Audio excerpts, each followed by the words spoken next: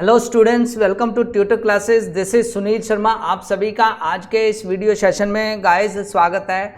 जैसा कि हम सब जानते हैं कि हमारे जो टर्म 2 के एग्ज़ाम, बोर्ड के एग्ज़ाम क्लास 12th के सीबीएसई के आने वाले हैं, कुछ दिन ही रह गए हैं। तो इन दिनों में हम वन शॉट के वीडियोस करेंगे, जिन वीडियोस के साथ आपकी पूरे चैप्टर की प्रेपरेशन हो सके। तो स्टूडेंट्स, एक वीडियो अभी हो चुकी है वन शॉट में, जिसमें हमने माइक्रो इकोनॉमिक्स के बारे में पढ़ा था। तो आज की जो वीडियो है वो वन शॉट नेशनल इनकम के बारे में हम स्टडी करेंगे। तो स्टूडेंट, नेशनल इनकम के सारे कंसेप्ट इस वीडियो में मैं आपके साथ शेयर करूंगा, एक ही शॉट में, एक ही वीडियो में।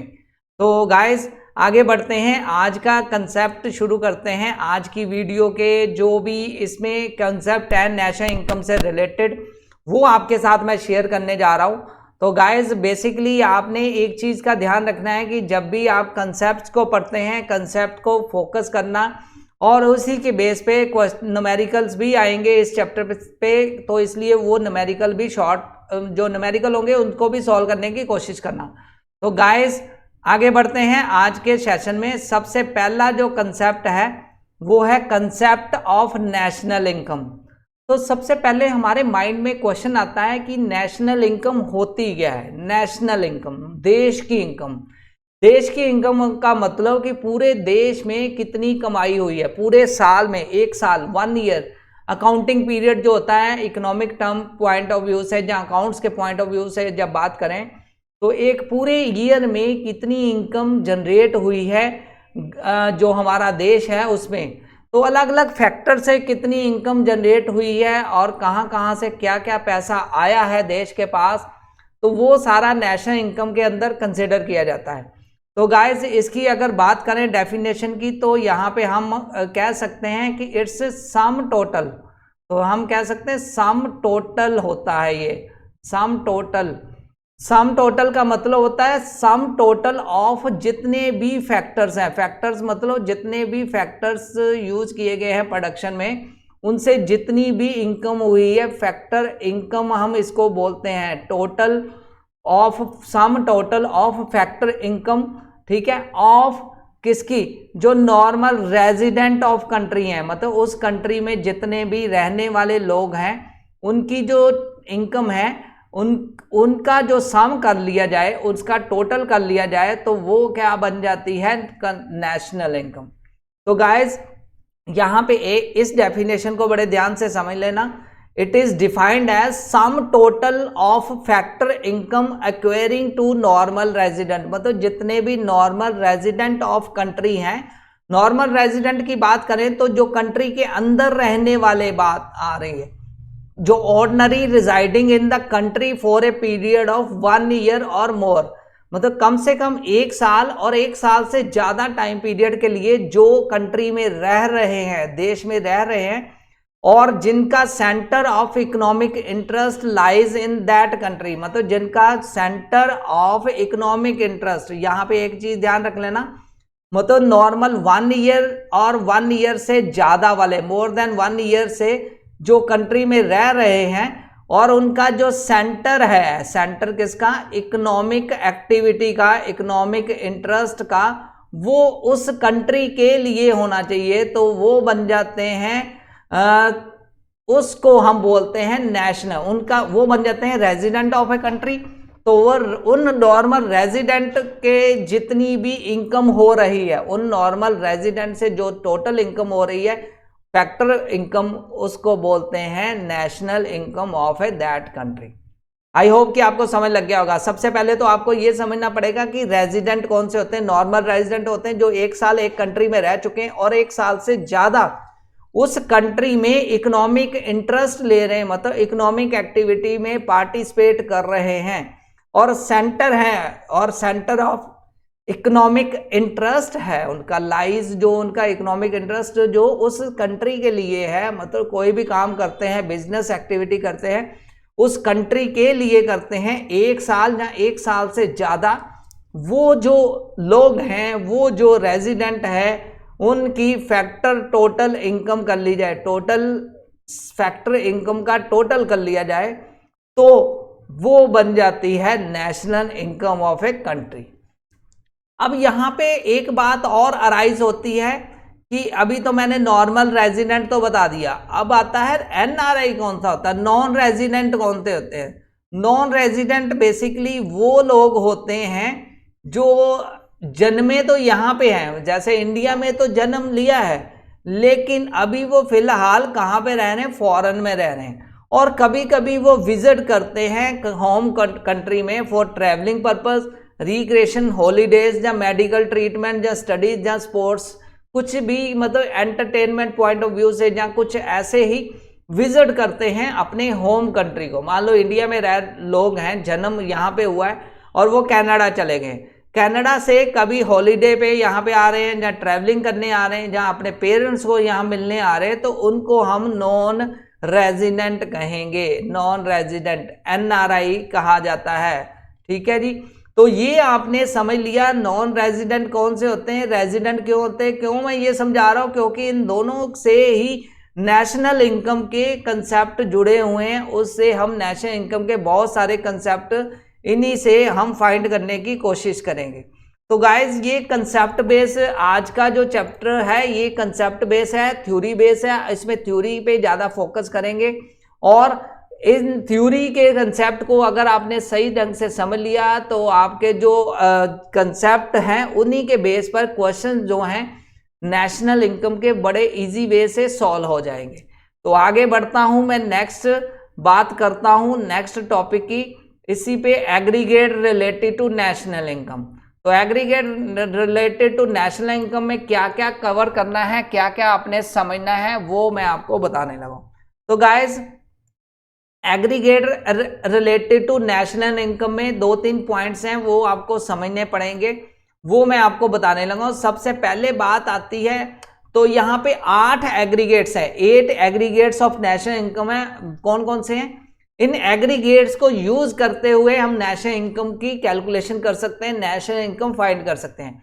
इनका बड़ा इंपॉर्टेंट रोल है, ये बड़ा इंपॉर्टेंट रोल प्ले करते हैं कैलकुलेशन ऑफ नेशनल इनकम। तो सबसे पहला जो है वो है ग्रोस डोमेस्टिक प्रोडक्ट। क्या होता है? एट मार्केट प्राइस, जिसको बोलते हैं जीडीपी एट एमपी। तो जीडीपी एट एमपी का मतलब होता है gross domestic product at market price. Market price पर टोटल कितनी final goods and services produce हुई हैं। ग्रोस डोमेस्टिक प्रोडक्ट, प्रोडक्ट का मतलब आप गुड्स एंड सर्विसेज की वैल्यू को भी ले सकते हैं।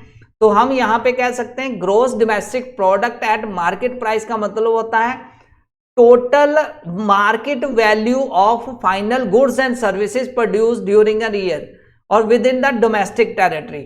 जितनी भी डोमेस्टिक मतलब लोकल टेरिटरी, कंट्री की जो टेरिटरी है, कंट्री का जो बॉर्डर, जिसमें सारे लोग जो इकोनॉमिक एक्टिविटीज में पार्टिसिपेट कर रहे हैं, जिनका इकोनॉमिक इंटरेस्ट है, उनको उनकी जो मार्केट वैल्यू है गुड्स एंड सर्विसेज प्रोड्यूस की एक साल में, उसको हम बोलते हैं ग्रॉस डोमेस्टिक प्रोडक्ट। तो मैं यहां बोल सकता हूं मार्केट वैल्यू, मैं लिख देता हूं यहां पे, मार्केट वैल्यू की बात कर रहे हैं, किसकी? गुड्स एंड सर्विसेज की। जितनी भी गुड्स एंड सर्विसेज है किसमें? प्रोड्यूस्ड ड्यूरिंग ईयर, जितने भी एक साल में, प्रोड्यूस्ड ड्यूरिंग ईयर, एक साल में जितनी भी गुड्स एंड सर्विसेज, 1 ईयर कह सकता हूं। और कहां पे? With in territory of a country, मतलब एक कंट्री की टेरिटरी के अंदर, एक कंट्री का जो एरिया है, जो टेरिटरी, डोमेस्टिक टेरिटरी है, उसके अंदर जितनी भी गुड्स एंड सर्विसेज प्रोड्यूस हुई है, उसकी मार्केट वैल्यू है, टोटल मार्केट वैल्यू है, उसको बोलते हैं जीडीपी एमपी। तो जीडीपी एमपी में वैल्यू ऑफ डेप्रिसिएशन इंक्लूड होती है। यहां पे एक पॉइंट है कि इसमें डेप्रिसिएशन जो है, गुड्स एंड सर्विस जो हमने यूज की, उसमें डेप्रिसिएशन जो यूज किए फैक्टर्स, उनकी डेप्रिसिएशन इंक्लूड होती है, तो वो होती है जीडीपी एट एमपी। अब नेक्स्ट टॉपिक पे बात करता हूं, नेक्स्ट है नेट डोमेस्टिक प्रोडक्ट। तो गाइस यहां पे एक चीज ध्यान रखनी, जब नेट वर्ड आ जाएगा तो डेप्रिसिएशन उसमें डिडक्ट हो जाएगी, डेप्रिसिएशन एक्सक्लूड की जाएगी value of market value, total market जो ग्रोस वैल्यू, उसमें डेप्रिसिएशन एक्सक्लूड की जाए तो आपकी बन जाती है नेट डोमेस्टिक प्रोडक्ट। तो एक सिंपल भाषा में इसकी डेफिनेशन बनती है कि it is market value of total goods and services produce during a year with in domestic territory. मतलब डोमेस्टिक टेरिटरी के अंदर जितनी भी गुड्स एंड सर्विसेज प्रोड्यूस है with in 1 year excluding depreciation. तो मतलब जीडीपी में से अगर मैं डेप्रिसिएशन माइनस कर दूं, डेप्रिसिएशन डिडक्ट कर दूं, तो वो मेरी बन जाती है NDP, NDP at MP market price पर। तो हम ये कह सकता हूं, बड़ी सिंपल भाषा में बता रहा हूं आपको, market value of final goods and services, जितनी भी गुड्स एंड सर्विसेज है उसकी market value produce during a year और ड्यूरिंग द, जिसके अंदर डोमेस्टिक टेरिटरी के अंदर गुड्स एंड सर्विसेज की मार्केट वैल्यू, उसमें से अगर एक्सक्लूड कर दिया जाए डेप्रिसिएशन को, तो वो बन जाती है net domestic product at market price. तो नेक्स्ट बात करता हूं ग्रोस नेशनल प्रोडक्ट। तो यहां पे दो चीजें आ रही हैं, डोमेस्टिक प्रोडक्ट और नेशनल प्रोडक्ट। तो गाइस ये दोनों चीजों को समझना पड़ेगा आपको। नेशनल जब वर्ड आ जाएगा तो इसमें net factor income from abroad भी काउंट कर ली जाएगी। और अगर मैं डोमेस्टिक वर्ड यूज कर रहा हूं तो डोमेस्टिक मतलब विद इन टेरिटरी आ जाएगा, मतलब कंट्री की टेरिटरी के अंदर जितनी भी एक्टिविटी हुई है, प्रोडक्शन हुई है, जितनी भी गुड्स एंड सर्विसेज प्रोड्यूस हुई है, वो जीडीपी का पार्ट आता है, डोमेस्टिक टेरिटरी के अंदर आता है, वो हम नेशनल इनकम में कंसिडर करते हैं। जब मैं नेट नेशनल प्रोडक्ट की बात कर रहा हूं, तो यहां पे जहां ग्रॉस नेशनल प्रोडक्ट की बात कर रहा हूं, तो उसमें market value of goods and services produce in economy during the year आ जाएगा, और साथ में उसमें net factor income from abroad भी जुड़ जाएगा। तो गाइस जो पहली डेफिनेशन थी जीडीपी, उसमें मैंने डोमेस्टिक वर्ड लिख रहा हूं, डोमेस्टिक। तो डोमेस्टिक टेरिटरी की बात हुई थी, डोमेस्टिक टेरिटरी कंसिडर करूंगा जब डोमेस्टिक वर्ड यूज करूंगा। जब मैंने नेशनल प्रोडक्ट किया जा, तो नेशनल प्रोडक्ट में मैं net factor income from abroad, abroad की जो इनकम है, डोमेस्टिक टेरिटरी की इनकम जो है, उसमें अब्रोड की इनकम अगर मैं जोड़ दूंगा तो वो मेरी बन जाएगी जीएनपीएमपी, मतलब gross net product at market price किसके बराबर होता है, जीडीपी, जो मैंने जीडीपी निकाली है मार्केट प्राइस पर, और उसमें net factor income from abroad जोड़ दूंगा, एनएफआईए जोड़ दूंगा, तो वो मेरी वैल्यू बन जाएगी gross national product at market price. तो आई होप कि आपको ये कंसेप्ट समझ लग गया होगा। बड़ा इजी वे से मैंने बताया आपको कि ग्रोस क्या होता है और नेट क्या होता है, दोनों के बीच में मैंने आपको डिफरेंस बताई। जब नेशनल प्रोडक्ट की बात करूंगा, नेशनल, तो उसमें net factor income from abroad भी जुड़ जाएगी। अगर मैं नेट वर्ड बोल रहा हूं, नेट, तो उसमें गाइस डेप्रिसिएशन माइनस हो जाएगी। जब भी नेट वर्ड आएगा तो ये ध्यान रखना, आपके डेप्रिसिएशन माइनस कर देनी। तो यहां पे GNPMP gross national product at market price में अगर मैं क्या कर दूं, इसमें मैं अगर डेप्रिसिएशन माइनस कर दूं तो वो net national product at market price आ जाता है। या दूसरे शब्दों में ऐसे भी कह सकता हूं कि जीडीपी जो मार्केट प्राइस है उसमें डेप्रिसिएशन मैंने माइनस कर दी और उसमें net factor income from abroad मैंने जोड़ दी, तो वो मेरी बन जाती है net national product at market price.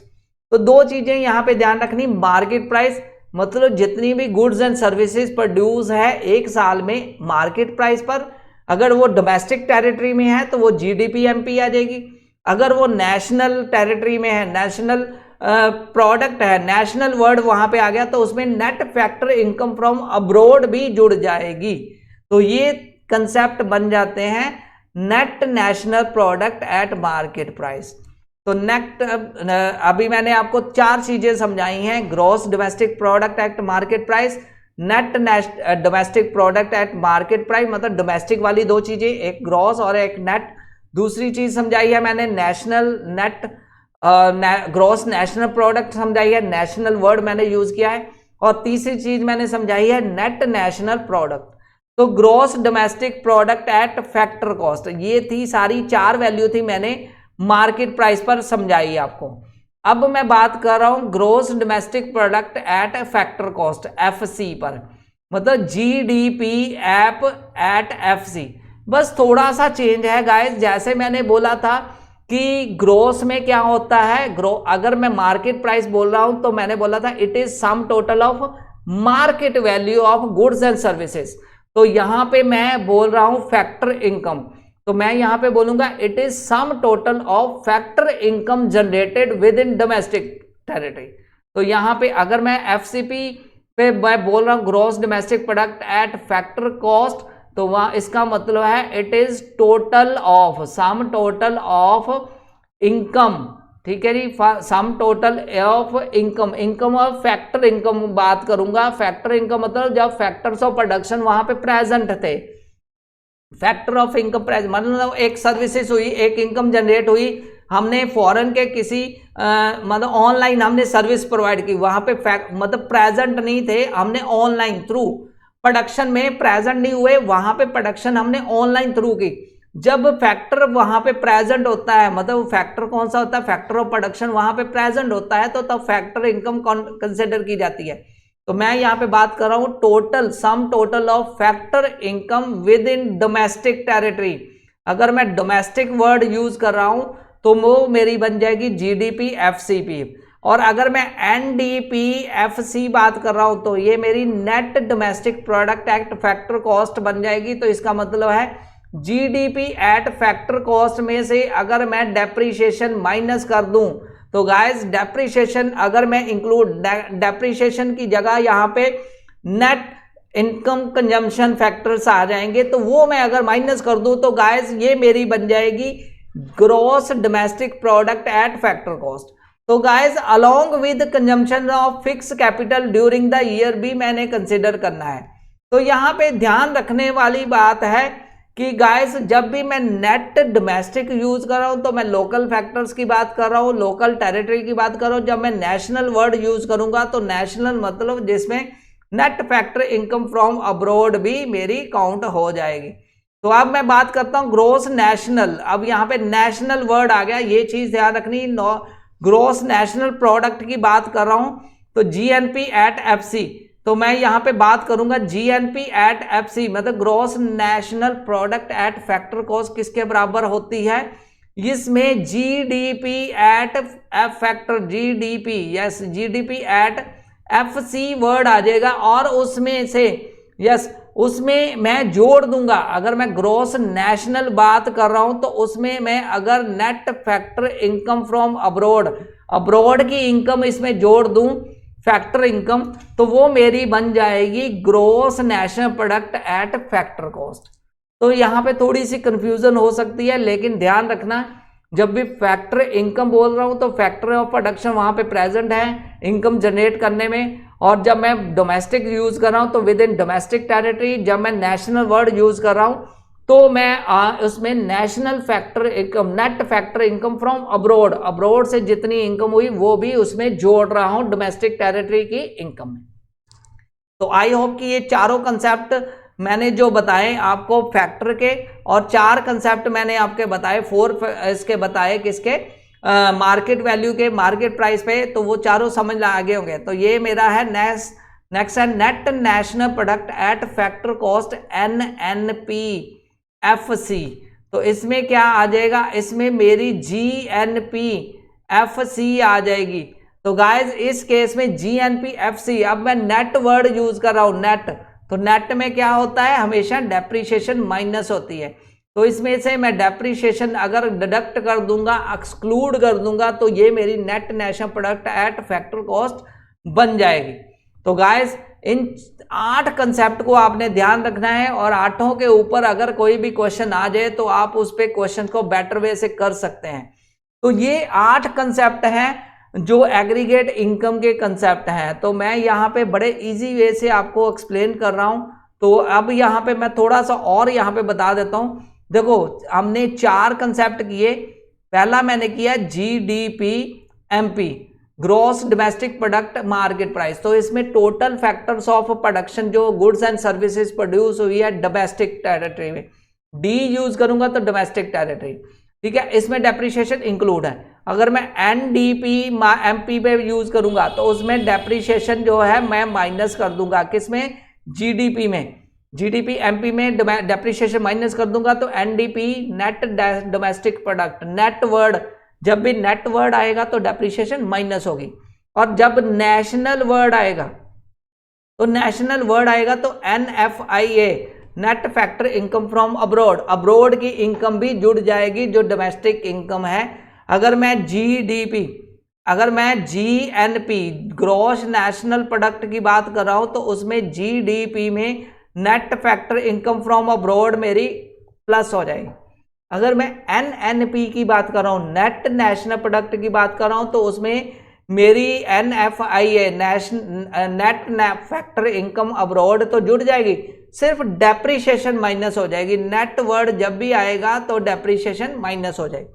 ऐसे ही मैंने फैक्टर कॉस्ट के 4 कंसेप्ट, फैक्टर के 4 मार्केट प्राइस के मैंने बताए, मार्केट वैल्यू पे, मार्केट प्राइस पे जो मैंने बताया 4 कंसेप्ट वो और 4 ये 8 कंसेप्ट आपने ध्यान में रखने हैं। तो इन 8 कंसेप्ट पे आपको बहुत सारे क्वेश्चंस पुट किए जा सकते हैं। तो गाइस नेक्स्ट बात करते हैं, कुछ terms related to national income है, उनको भी समझ लेते हैं। कुछ इंपॉर्टेंट टर्म्स हैं, ये वो टर्म्स हैं जो बार बार मैं यहाँ पे यूज कर रहा हूं। तो पहली जो टर्म है वो है डेप्रीशिएशन। डेप्रीशिएशन क्या होती है? Basically depreciation basically loss of value of fix asset होता है। देखो आपने जैसे मशीन खरीदी, हमने जैसे फैक्ट्री के लिए मशीन खरीदी, स्टार्टिंग ईयर के स्टार्टिंग में 1 लाख की मशीन थी, तो नेक्स्ट ईयर क्या होगा, वो मशीन 1 लाख की नहीं रहेगी, उसकी वैल्यू कम हो जाएगी कि due to friction, due to हमने उसको यूज किया, पुरानी हो जाएगी, ओल्ड हो जाएगी। तो उसकी वैल्यू एवरी ईयर जो होती है, फिक्स एसेट्स की जो वैल्यूज होती है वो डेप्रिशिएट होती है। डेप्रिशिएट मतलब वैल्यू रिड्यूस होती है, कम होती है। तो जो रिडक्शन होती है, जितनी भी वैल्यू रिड्यूस हो गई किसमें, फिक्स एसेट्स में, खास करके फिक्स एसेट्स में ही आएगा। रिड्यूस इन वैल्यू जो होती है उसको हम बोलते हैं डेप्रिशिएशन। तो आई होप कि ये डेप्रिशिएशन बड़ा इजी कंसेप्ट है, आपको समझ लग गया होगा। नेक्स्ट बात करते हैं net indirect taxes. Net indirect taxes का मतलब NIT शॉर्ट फॉर्म में लिख देता हूं। NIT का मतलब क्या है? नेट इनडायरेक्ट टैक्सेस बेसिकली क्या होता है? बेसिकली ये वो वैल्यू है, it is equal to difference between indirect और सब्सिडीज। इनडायरेक्ट टैक्सेस और सब्सिडी। इनडायरेक्ट टैक्सेस कौन से होते हैं? जो हम डायरेक्टली नहीं पे करते गवर्नमेंट को, इनडायरेक्टली जो गुड्स एंड सर्विसेज खरीदते हैं उनके थ्रू हम पे करते हैं। मान लो आपने चिप्स का पैकेट खरीदा, चिप्स के पैकेट पे कुछ टैक्स लगा है, तो आपने जब खरीदा तो उसमें टैक्स के पैसे भी आपने पे कर दिए, और जो रिटेलर है जो जिससे हमने खरीदा वो गवर्नमेंट को वो टैक्स पे कर रहा है। तो वो इनडायरेक्टली हमारी पॉकेट से वो टैक्स किसके पास पहुंचा? गवर्नमेंट के पास। तो उसको बोलते हैं इनडायरेक्ट टैक्स। तो यहाँ पे मैं नेट इनडायरेक्ट टैक्स की बात कर रहा हूं। तो नेट इनडायरेक्ट टैक्स का मतलब होता है difference between indirect tax and subsidies. तो जितनी भी सब्सिडीज, अगर मैं यहाँ पे इनडायरेक्ट टैक्स लिख देता हूं मैं डेफिनेशन के अकॉर्डिंगली, इनडायरेक्ट टैक्स, और उसमें मैं जितनी भी subsidy, indirect taxes minus subsidies कर दूं, सब्सिडीज, ठीक है जी, सब्सिडीज अगर मैं कर दूं उसमें से, तो वो जो मेरी वैल्यू आएगी दैट वैल्यू विल बी मेरी क्या हो जाएगी? दैट वैल्यू विल बी किसमें कंसिडर की जाएगी? नेट वर्ड में, नेट इनडायरेक्ट टैक्स। तो गाइज यहाँ पे नेट वर्ड याद रखना है। नेट इनडायरेक्ट जो टैक्सेस आता है उसमें सब्सिडीज माइनस होती है, डिडक्ट की जाती है, किसमें से? इनडायरेक्ट टैक्सेस में। जितने भी इनडायरेक्ट टैक्सेस हैं अगर उसमें से मैं सब्सिडीज माइनस कर दूं तो वो मेरी बन जाती है वैल्यू नेट इनडायरेक्ट टैक्सेस। तो आई होप कि आपको ये समझ लग गया होगा सब्सिडीज और नेट इनडायरेक्ट का क्या है कंसेप्ट। नेक्स्ट बात करता हूं net income from abroad. Net factor income abroad ये क्या है? ये भी बहुत इंपॉर्टेंट है, जो बार बार क्वेश्चंस में आपके आएगा, तो इसको भी समझ लेते हैं। Net factor income from abroad क्या होता है? अगर इसकी सिंपल डेफिनेशन की बात करें तो ये difference between factor income received from abroad, जितनी भी फैक्टर इनकम हमने अब्रोड से इनकम रिसीव की फैक्ट्री से, फैक्टर ऑफ प्रोडक्शन से, and factor income paid to abroad, उसका जो डिफरेंस होता है वो होता है net factor income from abroad.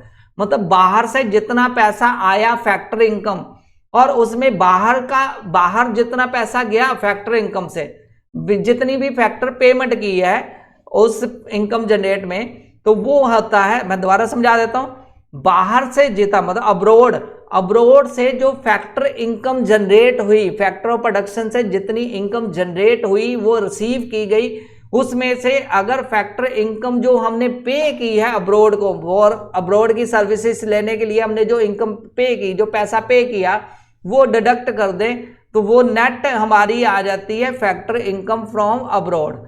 मतलब ये जो है रिसिप्ट, जो भी हमने पैसा किया रिसीव्ड जो है अब्रोड माइनस पेड जो है अब्रोड, वो उसका जो डिफरेंस है दैट विल बी क्या आता है? Net factor income from abroad.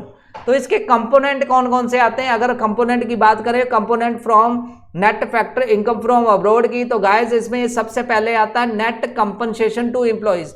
जितने भी एम्प्लॉइज हैं, एम्प्लॉइज की कंपनसेशन जो भी हमने पे की, फॉरेन में जो वर्क कर रहे हैं उनकी कंपनसेशन जो पेमेंट है, मान लो फॉरेन की एम्बेसीज में हमारे काम कर रहे हैं, हमारे देश के जो वर्कर्स हैं काम कर रहे हैं, तो उनको हमने पैसे पे किए, कंपनसेशन एम्प्लॉइज को पे की, वो उसमें आती है।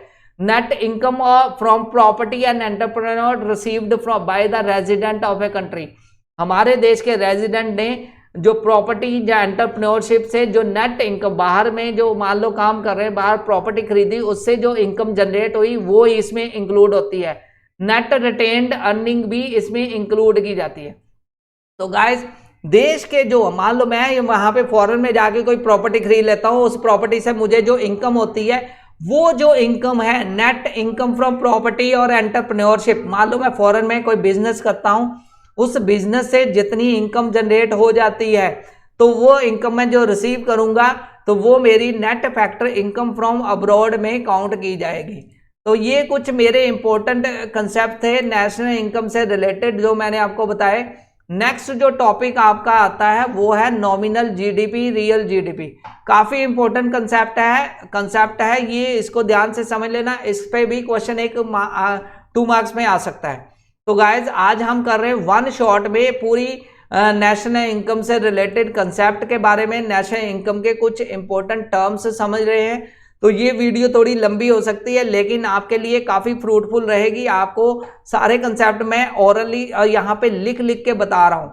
तो सबसे पहले नॉमिनल इनकम क्या होती है? It refers to market value of final goods and services produce during a domestic earn. तो ये basically normal GDP, nominal GDP, GDP भी इसको कहते हैं करंट प्राइसेस पर। तो इसको नॉर्मल बात करें तो ये मैंने अभी जो बताया कि मार्केट वैल्यू, इसको हम बोल सकते हैं market value of goods and services. जितनी भी गुड्स एंड उसकी सर्विसेज है उसकी मार्केट वैल्यू डोमेस्टिक टेरिटरी में जितनी भी प्रोड्यूस हुई है that will be during a year, मतलब एक साल में जितनी भी goods and services during 1 year, तो वो होती है हमारी नॉमिनल जीडीपी। तो इसको हम नॉमिनल जीडीपी भी बोलते हैं, खाली जीडीपी भी बोलते हैं, जीडीपी एमपी भी बोल सकते हैं और मॉनेटरी जीडीपी भी बोल सकते हैं, जीडीपी एट करंट प्राइसेस भी बोल सकते हैं। तो ये सारी वैल्यू आप एक ही है, इन सभी का मतलब एक ही है। क्या मतलब है? Nominal GDP. तो जब भी नॉमिनल जीडीपी का कंसेप्ट आ जाए तो आपने यही बात ध्यान में रखनी है कि क्या होता है market value of goods and services domestic territory में ड्यूरिंग 1 ईयर, वो सारी आती है जीडीपी मार्केट वैल्यू पर, जीडीपी नॉमिनल जीडीपी। अब बात करता हूं रियल जीडीपी। रियल जीडीपी में क्या क्या कंसीडर किया जाता है? तो basically guys it refers to market value of final goods and services produced during the domestic territory of a country during financial year और as estimated during the base year prices.